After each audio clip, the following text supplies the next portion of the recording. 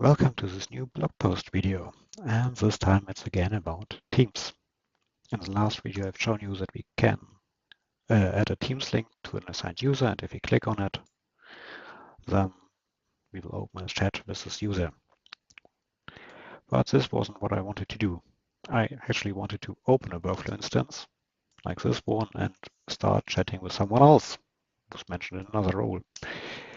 But I didn't find a solution for this in my previous tries, but now finally I found a solution for this.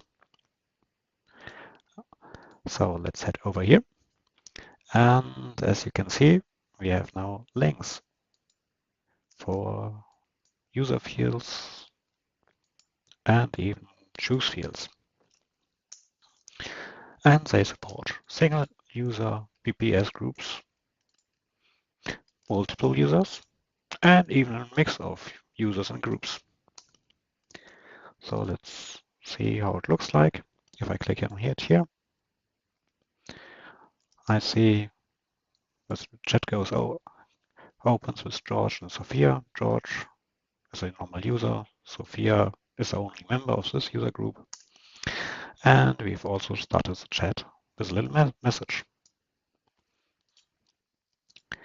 But this is not everything what we finally can do here. This will also work if I edit these users right now, and if I click on it now, you see that we have another chat open because this test group contains different users. Okay, is this everything? More or less. It works when switching fields. It also works if you hide a field using a form rule with a small delay.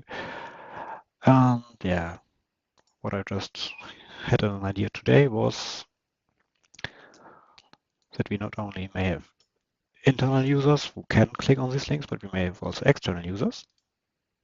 And for those, we could create something, some rules, and for those won't be displayed. We won't display the links here. Yeah. And the implementation, as always, is quite straightforward. We have an HTML field which sets up everything. Here we have the message stuff, what should be displayed, whether you should use a web app or not. And here's this logic, which whether the link should be created and for which fields we should create the link. We need to define these links, these fields, so that we can explicitly define which field should get one, because like in my example, I have here a choose field and not a person field, which also should get a link. And this wouldn't be possible if I would just go through all these available fields and only add a link for people fields. Besides this setup field, we will need one other HTML field which will trigger the update, which is quite simple.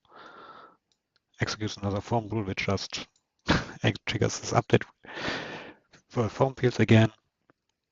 And this is on every tab, so that when a tab is switched, so these links are added again.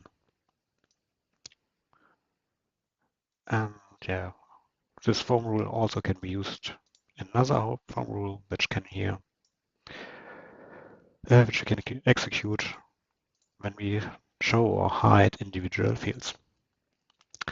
Yeah, for the more detailed implementation, you can head over to my blog. See you the next time.